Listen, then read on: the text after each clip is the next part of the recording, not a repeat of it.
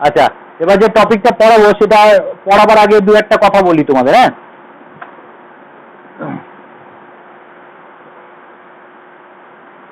একটা জায়গা আছে পারস্য দেশ, আমরা জানি সবাই পারস্য বলে একটা দেশ আছে, পার্সিয়ান বলা হয় সেখানকার লোকদেরকে, যারা পারস্যতে থাকে তাদেরকে বলা হয় পার্সিয়ান, জানি তো নাকি? পারস্য যে অধিবাসী বা পারস্যতে যারা বসবাস করে তাদেরকে পার্সিয়ান বলা হয়। এই পারস্য দেশের একটা জিনিস খুব বিখ্যাত, পৃথিবী বিখ্যাত, সেটা হচ্ছে কার্পেট। এই কার্পেট গুলো একটা বৈশিষ্ট্য হচ্ছে, কার্পেটের ছবিটা দেখলে বা কার্পেটটা দেখলে তোমাকে মনে হবে যে একদম জীবন্ত বা লাইভ। দেখে নাও, কার্পেটের মধ্যে যদি একটা ছবি আঁকা থাকে, সেই ছবিটা যদি সুইমিং পুলের হয়, জলের হয়, বা সমুদ্রের হয়, বা পুকুরের হয়, তাহলে সেই কার্পেটটাকে যদি তোমাদের বাড়ির এন্ট্রান্সে রেখে দেওয়া হয় না, তাহলে একটা মানুষ সেখানে ঢোকার আগে ভয় পেয়ে যাবে, মনে হবে যে সামনে সুইমিং পুল আছে। কার্পেটটা এত সুন্দর তৈরি করা হয় যে মনে হবে একদম লাইভ কার্পেট, মনে হবে সত্যিকারই সুইমিং পুল। কেউ এন্টার করতে গিয়ে দাঁড়িয়ে যাবে, মনে হবে যে এখানে এন্টার দিলে ডুবে যাবো। বা কোনো জিনিসের ছবি আঁকা থাকলে মনে হবে একদম লাইভ ছবি। সে পাখি হতে পারে বা যে কোনো জীবজন্তু হতে পারে, মানুষ হতে পারে, এত সুন্দরই আর কি। কার্পেটটা তুমি যদি গুগল সার্চ করো আজকে যে পার্সিয়ান কার্পেট, তাহলে তুমি গুগলে দেখতে পারবে খুব সুন্দর সুন্দর ছবি দেওয়া থাকবে কার্পেটে, আর এত সুন্দর নকশা দেওয়া থাকে, মনে হবে যে একদম অরিজিনাল, মনে হয় একদম লাইভ ছবি কার্পেট গুলো। পার্সিয়ানের যে বাসিন্দা মানে পার্সিয়ান যে লোকগুলো আছে, সেই লোকগুলো এই কার্পেটগুলো তৈরি করে। আর কার্পেটগুলো তৈরি করার পর ইচ্ছাকৃতভাবে ডেলিভারেটলি কি করে, কার্পেটগুলোকে না স্ক্র্যাচ করে দেয়। বাবা, এত সুন্দর কার্পেট তৈরি করে যে কার্পেটগুলোকে তৈরি করার পর স্ক্র্যাচ করে দেয়, ধারে একটু সাইডে, অতটা নয়, আমি যতটা করলাম অল্প একটু স্ক্র্যাচ করে দেয়। এই যে স্ক্র্যাচটা করে ইচ্ছাকৃতভাবেই করে স্ক্র্যাচটা। আর এই এই যে ফল্ট তৈরি করে দেয়, সেই ফল্ট থেকে একটা কথা এসছে, পার্সিয়ান ফল্ট। কথাটা বলা হয় পার্সিয়ান ফল্ট। এই কথাটা আমরা ব্যবহার করে থাকি অনেক সময়, যে পার্সিয়ান ফল্ট মানে কি, ইচ্ছাকৃতভাবে কোনো কিছুকে খারাপ করে দেওয়া, বা একটা পারফেক্ট জিনিসের মধ্যে যদি কোনো কিছু খুঁত থেকে যায়, তাকে আমরা বলি যে পার্সিয়ান ফল্ট। মানে একটা ছেলে বা একটা মেয়ে, মেয়েরা বিশেষ করে খুব সুন্দরী মেয়ে আর কি, সেই সুন্দরী মেয়ে মুখে কোনো একটা জায়গায় দাগ চলে এসছে, হালকা একটা দাগ চলে এসছে, তাহলে আমরা সেটাকে বলি এই দাগটা তোমার পার্সিয়ান ফল্ট। বা না, চাঁদের দাগটাকে আমরা পার্সিয়ান ফল্ট বলতে পারি। মানে এত সুন্দর একটা জিনিসের মধ্যে ইচ্ছাকৃতভাবে যদি আমরা কোনো কিছু খুঁত দেখতে পারি, তাকে বলা হয় পার্সিয়ান ফল্ট। আচ্ছা, এটা ওরা নিজে থেকেই করে, পার্সিয়ানরা নিজে থেকেই করে, পারস্য লোকরা নিজে থেকেই করে। কারণটা শুনে না, যখন কারণটা শুনবে অবাক হবে। আর আমি যখন কারণটা শুনেছিলাম অবাক হয়েছিলাম। আর গুগল সার্চ করবে যখন পার্সিয়ান ফল্ট, গুগলে প্রথমে উইকিপিডিয়াতে দেখবে এই টপিকটা দেয় বা এই লেখাটা, সেন্টেন্সটা দেবে, কি লিখবে ওরা, যে ওরা পার্সিয়ানরা মেনলি তো ইসলাম ধর্মী মানুষই বেশি থাকে এখানে, মুসলিম মানুষই বেশি থাকে। তারা বিশ্বাস করে যে মানুষের তৈরি কোনো জিনিস পারফেক্ট হতে পারে না। তারা বিশ্বাস করে যে মানুষের তৈরি কোনো জিনিস পারফেক্ট হতে পারে না, একমাত্র আল্লাহ যেটা তৈরি করবে বা গড যেটা তৈরি করবে, এখানে গড বলতে আল্লাহ হবে, সেই গডের তৈরি জিনিসই পারফেক্ট হতে পারে, মানুষের তৈরি জিনিস পারফেক্ট হতে পারে না। সেই জন্য ওরা ইচ্ছাকৃতভাবে এটাকে নিখুঁত করতে দেবে না, এটাকে খুদ বিশিষ্ট করে দেবে কার্পেটটাকে। বলবে একমাত্র আল্লাহ পারফেক্ট, বা আল্লাহ তৈরি জিনিসই পারফেক্ট হতে পারে, আমরা করতে পারি না। ইমানটা এত স্ট্রং আর কি ওদের। তার মানে ডিফেক্ট থাকবে, যে কোনো জিনিস পারফেক্ট হতে পারে। তোমরা এমনি শুনেছো দেখবে যে প্র্যাকটিস মেক মেন্স পারফেক্ট বা উইমেন্স পারফেক্ট, এই কথাটা শুনে থাকবে যে প্র্যাকটিস করলেই যে কোনো জিনিস বা যে কোনো মানুষ পারফেক্ট হতে পারে। কিন্তু ওরা বিশ্বাস করে না, ওরা বিশ্বাস করে যে আল্লাহ মাত্র শুধু পারফেক্ট, আর কেউ পারফেক্ট নয়। তার মানে জিনিসের মধ্যে ডিফেক্ট থাকবেই, ইমপারফেকশন থাকবেই।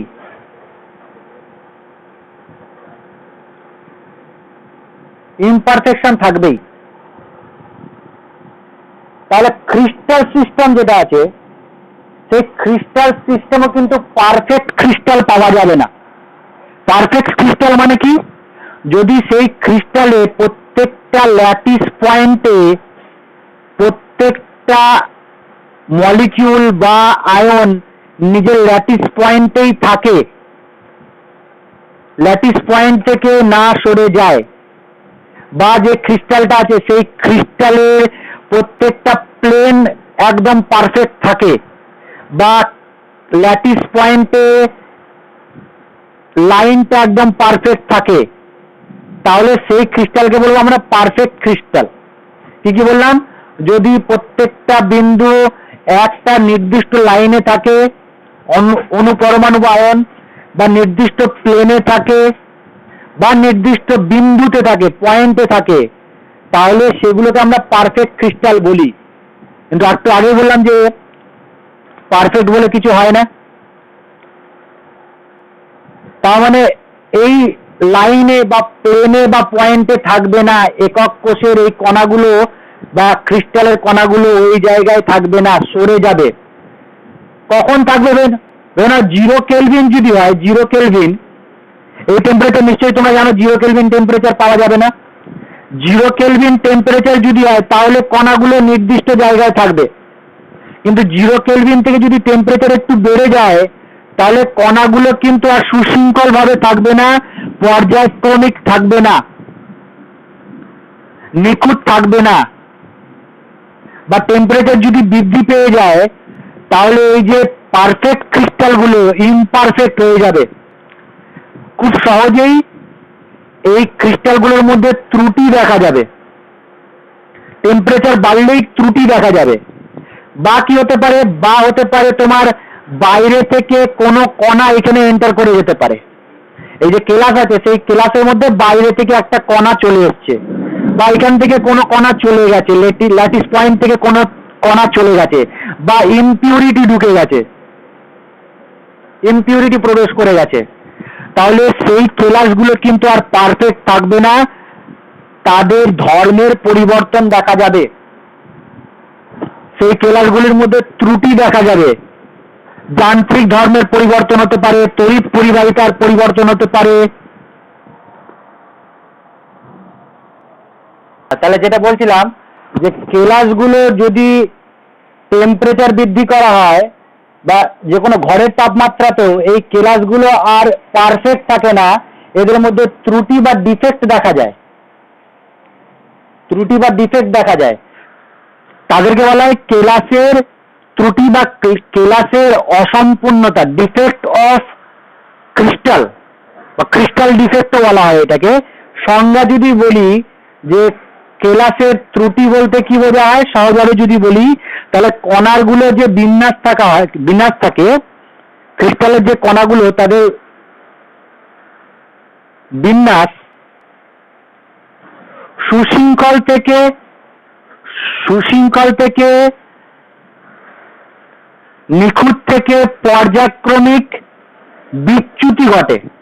যদি কণার বিন্যাসের সুশৃঙ্খল বিন্যাস থেকে যদি বিচ্যুতি ঘটে, কিসের কারণে হতে পারে? তাপমাত্রা বৃদ্ধির কারণে হতে পারে, বা ইমপিউরিটির কারণে হতে পারে, অনেক কারণ আছে। সেই কারণের জন্য যদি কেলাসগুলি সুশৃঙ্খল বিন্যাস থেকে বিচ্যুতি ঘটে তাহলে তাকে বলা হয় ত্রুটি।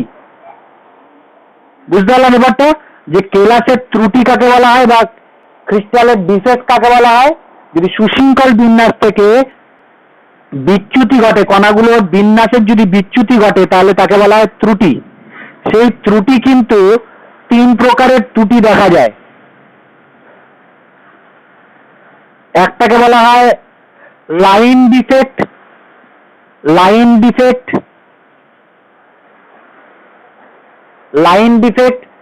একটাকে বলা হয় পয়েন্ট ডিফেক্ট,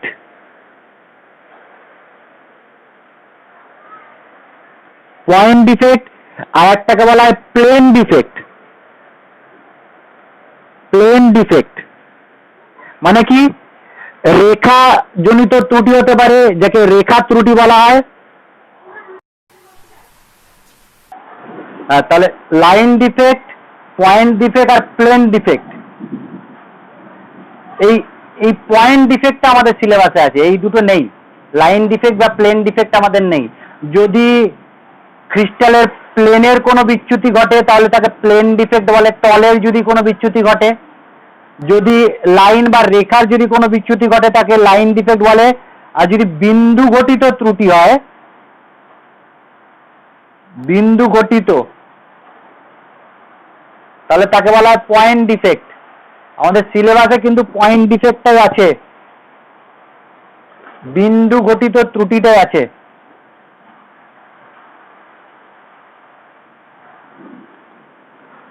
পয়েন্ট ডিফেক্টটাই আমাদের সিলেবাসে আছে। হ্যাঁ,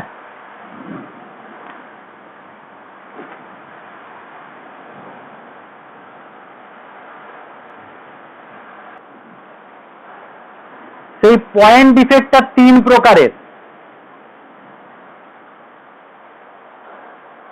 আমি হ্যাঁ বলো, হ্যাঁ বলো, বলো।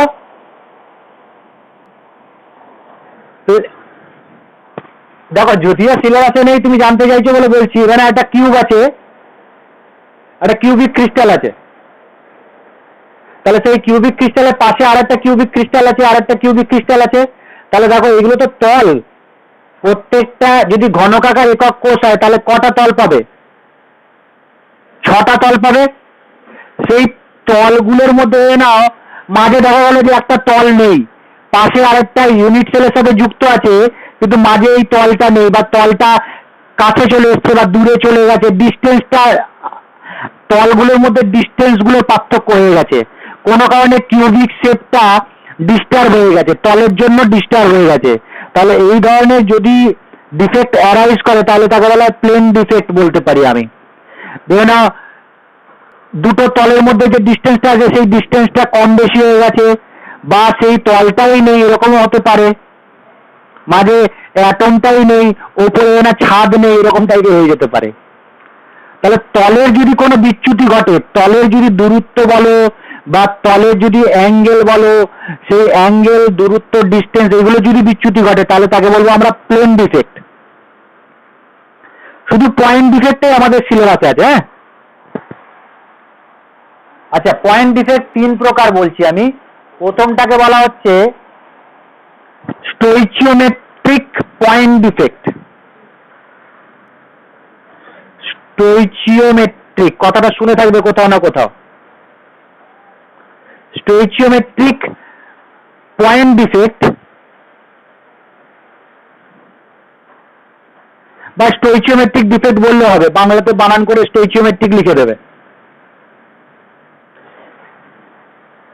স্টোইচিওমেট্রিক কথাটা আমরা কোথাও শুনেছি, দেখবে প্রথম চ্যাপ্টার ছিল ক্লাস 11-এ, সেখানে ছিল স্টোইচিওমেট্রিক ইকুয়েশন, এসব থাকে।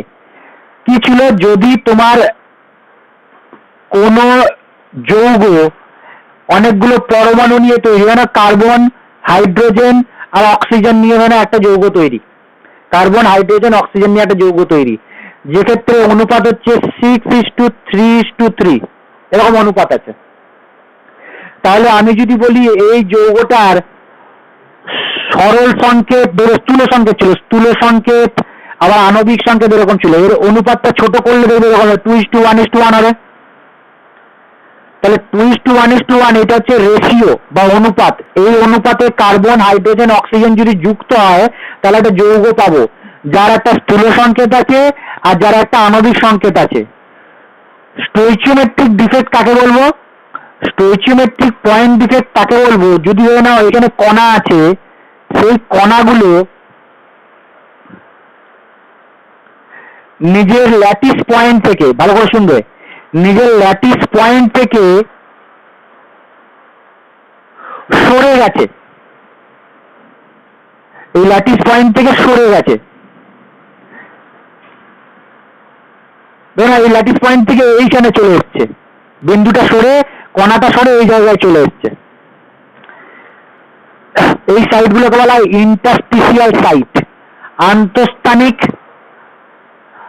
আন্তঃস্থানিক বিন্দু বা ইন্টারস্টিশিয়াল সাইড বলা হয়। এই সাইডগুলো যদি কোনো কণা এখান থেকে সরে এখানে চলে আসে বা বাইরে থেকে কোনো কণা এখানে চলে আসে, ইন্টারস্টিশিয়াল সাইডে চলে আসে, তাহলে কিন্তু পয়েন্ট ডিফেক্ট দেখা যাবে।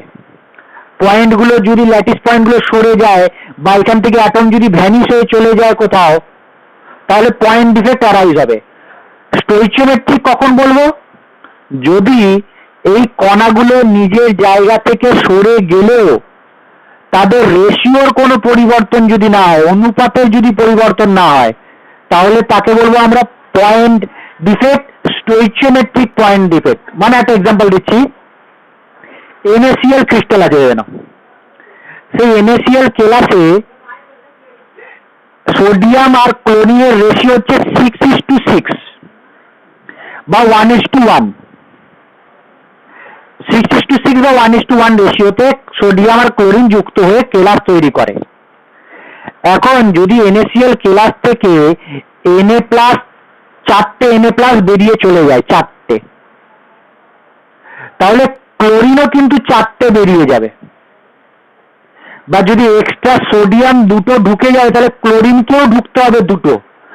এমন ভাবে এদের ডিফেক্টটা দেখা যাবে যাতে এদের রেশিওটার কোনো পরিবর্তন না হয়। যদি রেশিওর কোনো পরিবর্তন না হয় আর ল্যাটিস পয়েন্ট থেকে অ্যাটমগুলো বা কণাগুলো নিজের জায়গা থেকে সরে যায় বা নিজের জায়গা থেকে অন্য জায়গায় নিরুদ্দেশ হয়ে যায়, ভ্যানিশ হয়ে যায়, তাহলে তাকে স্টোইচিওমেট্রিক পয়েন্ট ডিফেক্ট বলবো। বোঝাতে পেরেছি ব্যাপারটা? স্টোইচিওমেট্রিক পয়েন্ট ডিফেক্ট কখন হতে পারে? যদি ল্যাটিস পয়েন্ট থেকে কণাগুলো বেরিয়ে যায় বা ল্যাটিস পয়েন্টে ইন্টারস্টিশিয়াল সাইডে কণা ঢুকে যায় কিন্তু এদের অনুপাতের কোনো পরিবর্তন না হয়, তাহলে তাকে বলবো আমরা স্টোইচিওমেট্রিক পয়েন্ট ডিফেক্ট। আর একটা হচ্ছে নন স্টোইচিওমেট্রিক পয়েন্ট ডিফেক্ট।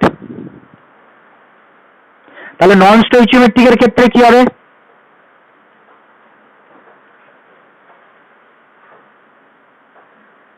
বলো। এইখানে রেশিওটা আলাদা হয়ে যাবে। এইখানে আর রেশিও, যেমন এখানে একটা আমি উদাহরণ দিচ্ছি, FeO, ফেরাস অক্সাইড। এখানে আয়রন আর অক্সিজেনের রেশিও কত বলো দেখি?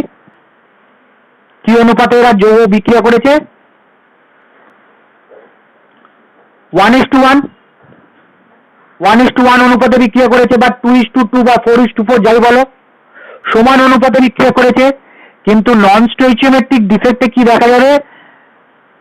এইরকম ক্লাসের কথা বলা হবে। দেখো এই ক্লাসটা আগে শুনেছো কিনা জানি না, Fe.88O। কি হলো? Fe.88O। তার মানে কি এখান থেকে কি বেরিয়ে চলে গেছে? বেশি চলে গেছে, আয়রনের অনুপাত কমে গেছে। দেখো আয়রনের সংখ্যা কমে গেছে। তাহলে এই যে আয়রনের সংখ্যা কমে গেছে অক্সিজেনের তুলনায়, নিজের পয়েন্ট থেকে বা নিজের ল্যাটিস পয়েন্ট থেকে আয়রন বেরিয়ে চলে গেছে, ফলে অনুপাতের পরিবর্তন হয়েছে, সেই জন্য একে নন স্টোইচিওমেট্রিক পয়েন্ট ডিফেক্ট বলছি আমি। স্টোইচিওমেট্রিক পয়েন্ট ডিফেক্টে কিন্তু অনুপাতের কোনো পরিবর্তন হবে না, আর এখানে অনুপাতের পরিবর্তন হয়ে যাবে কিন্তু। ঠিক আছে? আচ্ছা, আর একটা কথা বলি, এখানে 3 নম্বর ডিফেক্টটা বলার আগে স্টোইচিওমেট্রিকটার সম্পর্কে আর একটু বলে দিই, যে স্টোইচিওমেট্রিক পয়েন্ট ডিফেক্ট সাধারণত দেখা যায়, বা পয়েন্ট ডিফেক্ট সাধারণত দেখা যায় যদি তুমি তাপমাত্রা বৃদ্ধি করে দাও, তাহলে স্টোইচিওমেট্রিক বা পয়েন্ট ডিফেক্ট দেখা যায়।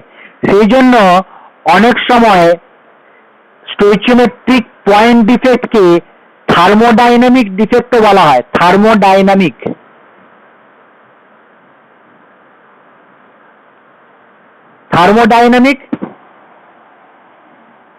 পয়েন্ট ডিফেক্টও বলা হয়, যেহেতু তাপমাত্রার উপরে এই ডিফেক্টগুলো নির্ভরশীল, উষ্ণতার উপরে এই ডিফেক্টগুলো নির্ভরশীল, সেই জন্য অনেক সময় একে তাপীয় ত্রুটিও বলা হয়। থার্মোডাইনামিক ডিফেক্ট বলা হয় স্টোইচিওমেট্রিক ডিফেক্টকে, মনে থাকবে। আর একটা কি বলা হয়? একে বলা হয় সহজাত ডিফেক্ট, সহজাত ত্রুটি, ইন্ট্রিনসিক ডিফেক্ট। কারণ খুব সহজে এই ডিফেক্টগুলো দেখা যায়, যে কোনো ক্রিস্টালের মধ্যে এই ডিফেক্টগুলো খুব সহজাত বা ইজিলি দেখা যায় এই ডিফেক্টগুলো, সেই জন্য একে ইন্ট্রিনসিক সহজাত ডিফেক্ট বা থার্মোডাইনামিক ডিফেক্টও বলা হয়। আচ্ছা, এরপরে যে ডিফেক্টটা পড়ে রইল তাকে বলা হয় ইমপিউরিটি ডিফেক্ট। ইমপিউরিটি ডিফেক্ট বা অশুদ্ধিজনিত ডিফেক্ট, ত্রুটি, অবিশুদ্ধজনিত বা অশুদ্ধিজনিত ত্রুটি, ইমপিউরিটি ডিফেক্ট দেখা যায়। ইমপিউরিটি ডিফেক্ট কখন দেখা যায়? ধরুন একটা ক্রিস্টাল আছে, NaCl এর একটা ক্রিস্টাল, সেই NaCl এর ক্রিস্টালে সোডিয়াম আর ক্লোরিন নিজের ল্যাটিস পয়েন্টে আছে। ল্যাটিস পয়েন্টে সোডিয়াম ক্লোরিন ল্যাটিস পয়েন্টে নিজের আছে। সেই সোডিয়াম আর ক্লোরিন ল্যাটিস পয়েন্টে থাকাকালীন বাইরে থেকে ফরেনিং সাবস্টেন্স বা অপদ্রব্য বা ইমপিউরিটি চলে এলো। কি চলে এলো? স্ট্রনসিয়াম ক্লোরাইডের একটা ইমপিউরিটি ঢুকে গেল। সোডিয়াম গুলোকে সরিয়ে স্ট্রনসিয়াম ঢুকে গেল অল্প পরিমাণে, খুব অল্প পরিমাণে। বা সোডিয়াম গুলো যেমন আছে সেখানেই আছে, স্ট্রনসিয়াম গুলো ইন্টারস্টিসিয়াল সাইডে ঢুকে গেল। তাহলে হতে পারে ইমপিউরিটি ডিফেক্ট। যখন ডিটেলসে পড়াবো তখন বলবো, এখন বুঝে নাও, যদি একটা বিশুদ্ধ কেলাসে অপদ্রব্য বলতে মনে রাখবে যে অন্য একটা কেলাস বা অন্য কেলাসের কণা যদি প্রবেশ করে যায় তাহলে তাকে বলা ইমপিউরিটি ডিফেক্ট। এইখানেও কিন্তু দুরকম ভাবে হতে পারে ইমপিউরিটি ডিফেক্ট। এক, কণাগুলোকে সরিয়ে ঢুকতে পারে, আর একটা কি, যে কণাগুলো নিজের পয়েন্টে আছে, ইন্টারস্টিসিয়াল সাইডে অন্য কণাগুলো ঢুকে গেল, তাহলে তাকে বলবো ইমপিউরিটি ডিফেক্ট। আর এই যে পদ্ধতিতে একটা বিশুদ্ধ কেলাসে অন্য অবিশুদ্ধি অল্প পরিমাণে প্রবেশ করে যায়, একে বলা হয় ডোপিং। শুনে থাকবে কথাটা, ডোপিং বলা হয়।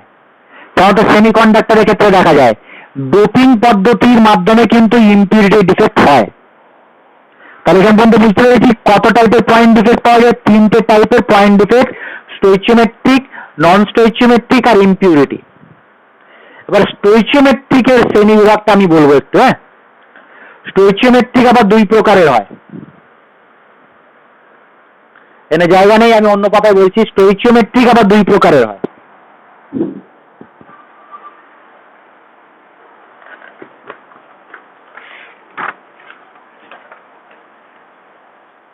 বলো।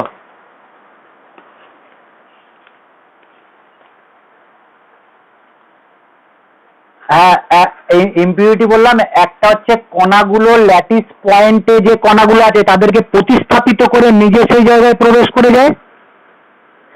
আর একটা আছে যে ইমপিউরিটি গুলো ইন্টারস্টিসিয়াল সাইডে প্রবেশ করে যায়, ওই মাঝখান বরাবর প্রবেশ করে যায়। আচ্ছা, স্টোইচিওমেট্রিক ডিফেক্ট কি বললাম? 2 রকম ধরনের দেখা যায়। একটা হচ্ছে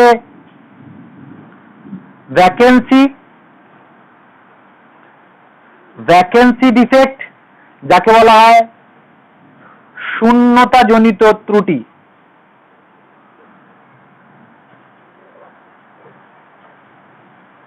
আর একটাকে বলা হয়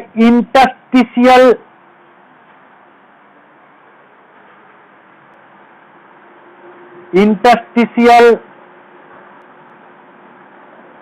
বা অন্তঃস্থানিক ত্রুটি। যাদের কাছে বই আছে বইতে খুব সুন্দর দেখতে পারবে। একটা কি বললাম? একটা ভ্যাকেন্সি হতে পারে, আর একটা বলেছি ইন্টারস্টিসিয়াল বা অন্তঃস্থানিক ত্রুটি। এগুলো কিন্তু দুটোই স্টোইচিওমেট্রিক পয়েন্ট ডিফেক্ট। স্টোইচিওমেট্রিকেরই ভাগ বলছি। ভ্যাকেন্সি ডিফেক্ট আমি আলোচনা যদিও স্টোইচিওমেট্রিক বলতে গিয়ে ভ্যাকেন্সি ডিফেক্ট আর ইন্টারস্টিসিয়াল ডিফেক্ট বলে দিয়েছি। ভ্যাকেন্সি ডিফেক্ট বা শূন্যতা জনিত ত্রুটি কখন হবে?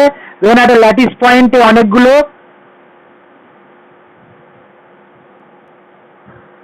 কণা আছে,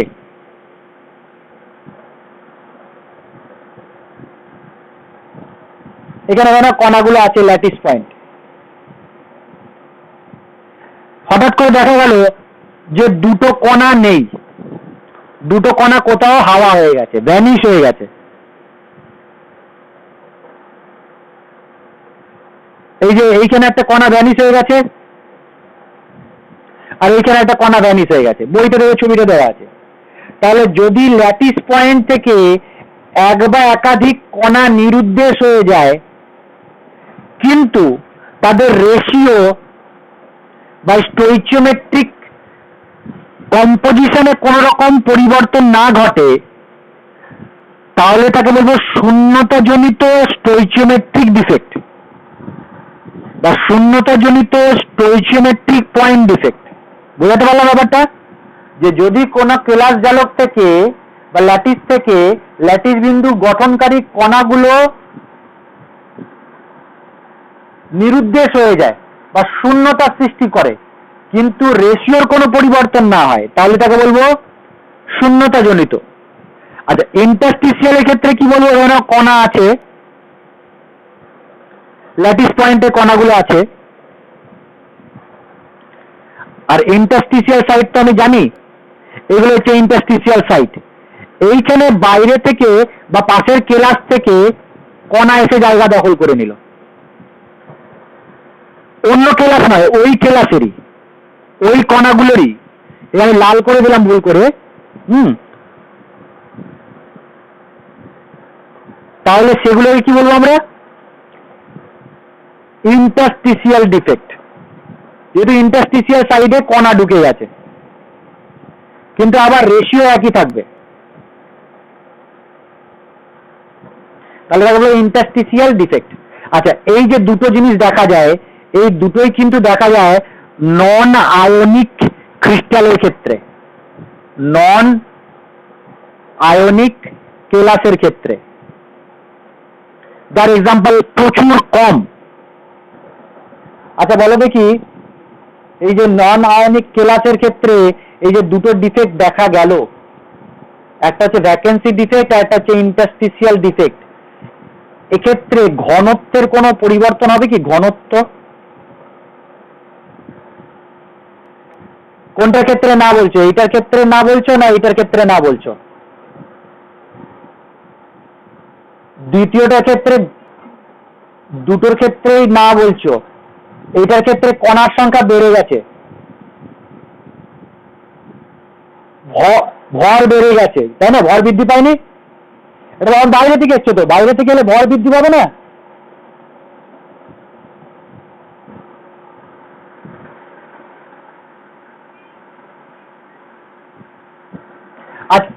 আচ্ছা তুমি শোনো, এইখানে আলোচনা করছি না, এটা একটু পরে আলোচনা করছি। হ্যাঁ, ঘনত্বটা একটু পরে আলোচনা করতে, তখন বুঝতে আরো ভালো। এখন এটা বাদ দাও।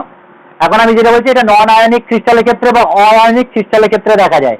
এই একই ডিফেক্ট বা এইরকম টাইপের একটা ডিফেক্ট আছে যদি আয়নিক ক্রিস্টালের ক্ষেত্রে দেখা যায়, তাহলে এর আবার দুটো নাম আছে। আয়নিক ক্রিস্টালের ক্ষেত্রে এই ডিফেক্ট গুলোর নাম হচ্ছে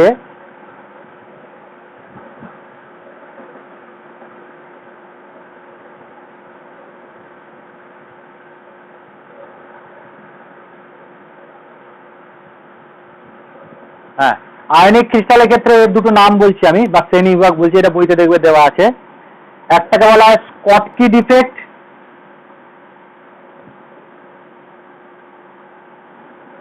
স্কটকি ডিফেক্ট একজনের নাম, হ্যাঁ, স্কটকি।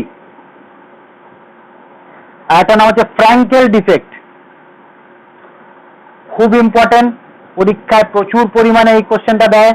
স্কটকি ডিফেক্ট আর ফ্র্যাঙ্কেল ডিফেক্ট কি? স্কটকি ডিফেক্ট আর ফ্র্যাঙ্কেল ডিফেক্ট। স্কটকি বাংলায় বানান করে লিখে নেবে, স্কটকি আর ফ্র্যাঙ্কেল। আমি বলে দিই তাহলে বুঝি। এটা দেখা যায় কোথায়? আয়নিক ক্রিস্টালের ক্ষেত্রে একটা স্টোইচিওমেট্রিক ডিফেক্ট। আয়নিক ক্রিস্টাল স্টোইচিওমেট্রিক ডিফেক্ট মানে কি? টাইপটা হবে এমএক্স টাইপ, বা অন্য হতে পারে, এমএক্স ছাড়া অন্য কিছু হতে পারে, তবে সাধারণত এমএক্স টাইপের ক্রিস্টাল। স্কটকি ডিফেক্টে কি হয়, কাদের কাদের ক্ষেত্রে দেখা যায়? যেমন এক্সাম্পল দিচ্ছি, কেসিএল, এনএসিএল, কেবিআর, সিএসসিএল, ইটিসি। যে ক্ষেত্রে ক্যাটায়ন এবং অ্যানায়ন, সাইজ, এবং রেশিও, এগুলো একই থাকে, তাহলে সেটাকে বলা হয় স্কটকি ডিফেক্ট। প্রায় সেম সাইজ, ব্র্যাকেটে লিখলাম কারণ প্রায় সেম। যদি ক্যাটায়ন আর অ্যানায়নের সাইজ সেম থাকে তাহলে স্কটকি ডিফেক্ট দেখা যায়। আচ্ছা, ফ্র্যাঙ্কেল ডিফেক্ট দেখা যায়, একটা এক্সাম্পল দিচ্ছি, AgCl,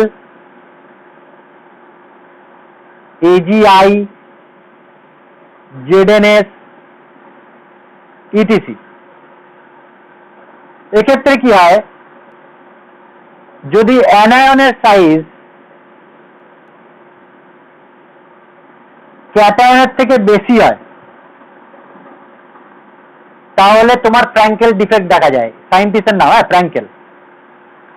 যদি ক্যাটায়ন অ্যানায়নের সাইজ সমান হয় তাহলে স্কটকি, যদি ক্যাটায়নের সাইজের থেকে অ্যানায়নের সাইজ বড় হয় তাহলে হচ্ছে Frankl.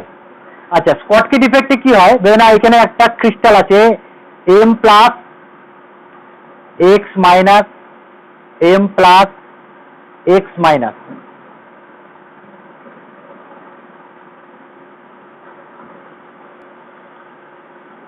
X minus X minus M plus M plus X minus M plus X minus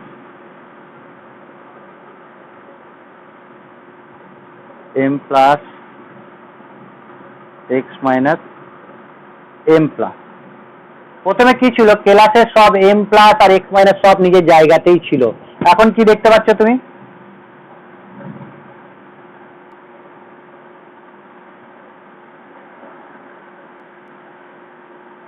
ভালো করে দেখো, তুমি একটা M প্লাস বেরিয়ে গেছে আর একটা X মাইনাস বেরিয়ে গেছে, অর্থাৎ যত সংখ্যক M বেরোবে তত সংখ্যক X বেরোবে।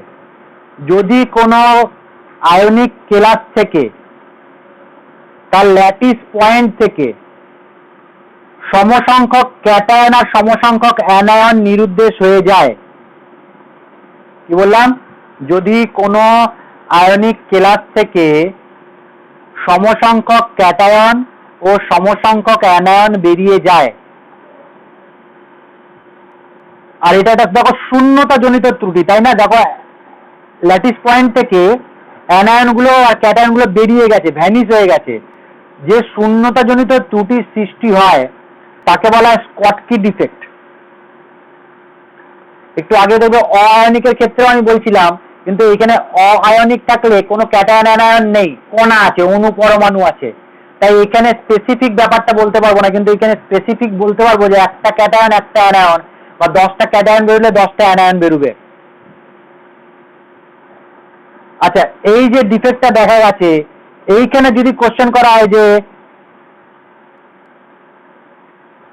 শূন্যতা জনিত ত্রুটি বললাম কি, এই ল্যাটিস পয়েন্ট থেকে যেহেতু কণাগুলো বেরিয়ে চলে গেছে, ল্যাটিস পয়েন্টটা ফাঁকা হয়ে গেছে, এই পয়েন্টটা ভ্যাকেন্ট হয়ে গেছে, ভ্যাকেন্ট হয়ে যাওয়ার জন্য সেই জন্য ত্রুটিটাকে বলছি শূন্যতা জনিত ত্রুটি, ভ্যাকেন্সি ডিফেক্ট। ঠিক আছে, এবার যদি কোশ্চেন, হ্যাঁ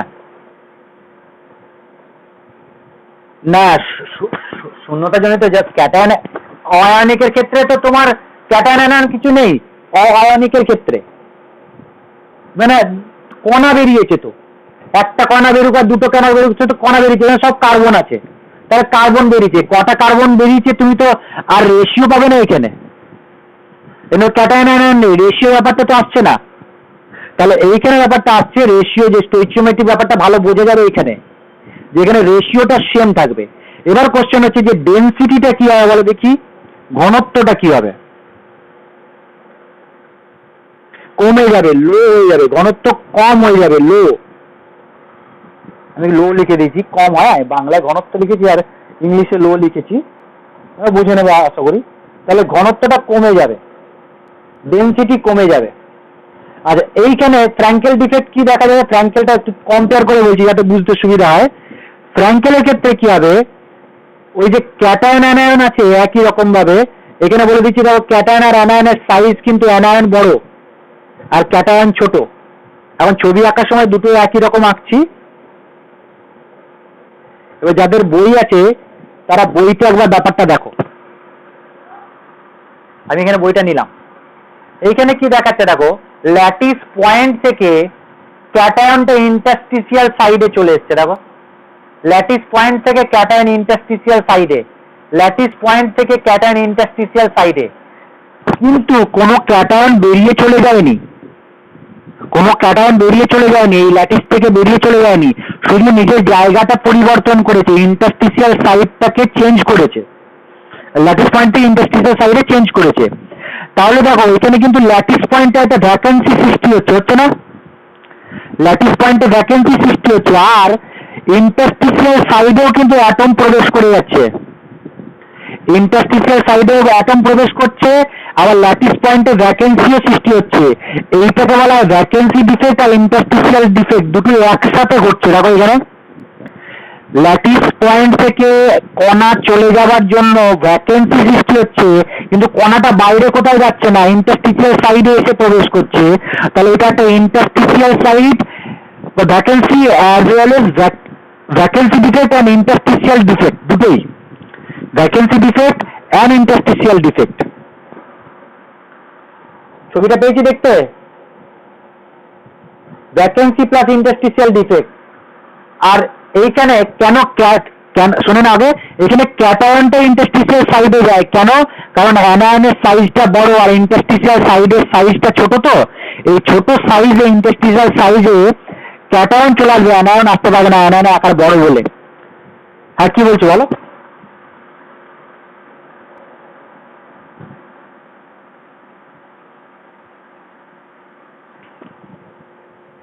হ্যাঁ ক্যাটায়ন গুলো ইন্টারস্টিসিয়াল সাইডে চলে আসছে এখান থেকে সরে।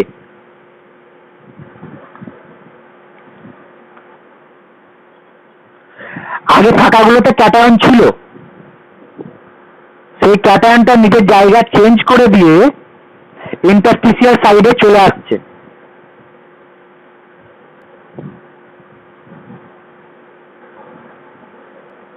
বুঝতে পারলাম ব্যাপারটা? হ্যাঁ তাহলে এটা বলতে পারি, এটা vacancy defect as well as interstitial defect দুটো একসাথে হচ্ছে, আর এটা শুধু ভ্যাকেন্সি ডিফেক্ট হচ্ছে।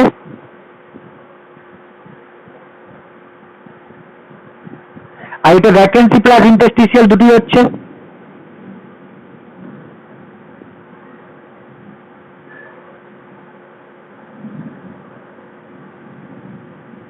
এবার বলো দেখি ডেনসিটির কি ক্ষমতা হবে, ডেনসিটির কি পরিবর্তন হবে?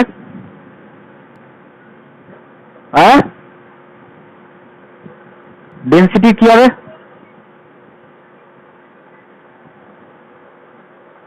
ডেনসিটির কোনো চেঞ্জ হবে না, কারণ বাইরে তো কোথাও যাচ্ছে না অ্যাটম, বাইরে তো কোথাও অ্যাটম চলে যাচ্ছে না, তাই না? বাইরে তো কোনো রকম কোনো অ্যাটম চলে যাচ্ছে না যে ভ্যাকেন্সি ডিফেক্ট হবে, এই ডেনসিটি লো হবে, ডেনসিটি সেম থাকবে, ঘনত্ব একই থাকবে,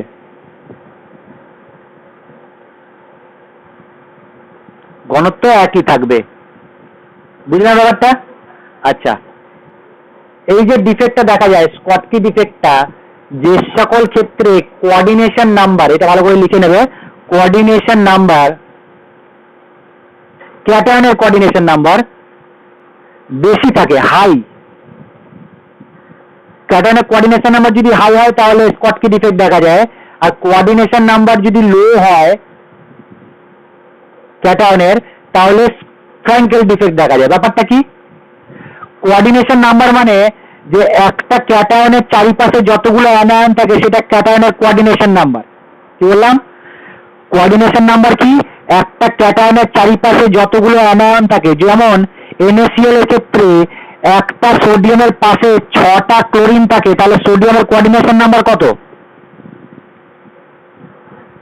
6। তাহলে কোঅর্ডিনেশন নাম্বার 6। তাহলে হাই কোঅর্ডিনেশন নাম্বার থাকলে স্কটকি ডিফেক্ট দেখা যায়, আর ফ্র্যাঙ্কেল ডিফেক্ট লো কোঅর্ডিনেশনের ক্ষেত্রে দেখা যায়, যেমন AgCl এর কোঅর্ডিনেশন নাম্বার 2, সিলভারের কোঅর্ডিনেশন নাম্বার 2, তাহলে সিলভার ক্লোরাইডের ক্ষেত্রে দেখা যায়, তারপরে সিলভার আয়োডাইডের ক্ষেত্রে দেখা যায়, তাহলে যাদের কোঅর্ডিনেশন নাম্বার বেশি তাদের স্কটকি ডিফেক্ট, যাদের কোঅর্ডিনেশন নাম্বার কম তাদের ফ্র্যাঙ্কেল ডিফেক্ট। আর একটা কথা, লাস্ট কথা, যে দুটোর ক্ষেত্রেই ইলেকট্রিক্যালি নিউট্রাল ব্যাপারটা থাকবে, ইলেকট্রিক্যালি নিউট্রাল। তার মানে আমি যে ডিফেক্ট গুলো পড়াবো তোমাকে, পয়েন্ট ডিফেক্ট গুলো, প্রত্যেকটা ডিফেক্টের ক্ষেত্রেই কোনো ক্রিস্টালে আধানের সৃষ্টি বা আধানের হ্রাস হবে না, প্রসম থাকবে। কারণ এখানে দেখো যতগুলো ক্যাটায়ন বেরিয়েছে ততগুলো অ্যানায়ন বেরিয়ে গেছে, তাহলে কি ইলেকট্রিক্যালি নিউট্রাল। আর এইখানে দেখো কোনো ক্যাটায়ন নিজের জায়গা শুধু পরিবর্তন করেছে, ক্রিস্টাল ছেড়ে যায়নি, তাহলে এটা ইলেকট্রিক্যালি নিউট্রাল। তাহলে ইলেকট্রিক্যালি নিউট্রাল থাকবে, Schottky defect, Frenkel defect, stoichiometric defect electrically neutral থাকবে। একদম শেষে এজিবিআর, এই সিলভার ব্রোমাইড এমন একটা ক্রিস্টাল যে স্কটকি ডিফেক্টও দেখায়, ফ্র্যাঙ্কেল ডিফেক্টও দেখায়। তোমার পরীক্ষায় কোশ্চেন দেবে যে একটি ক্লাসের উদাহরণ দাও যে স্কটকি ডিফেক্ট এবং ফ্র্যাঙ্কেল ডিফেক্ট উভয় দেখায়, সেটা হচ্ছে এইচজিবিআর, মুখস্থ রাখবে। আর একটা কোশ্চেন যে ফ্র্যাঙ্কেল ডিফেক্ট স্কটকি ডিফেক্টের পার্থক্য লেখো। তাহলে এইটা হয়ে গেল তোমার স্টোইচিওমেট্রিক ডিফেক্ট।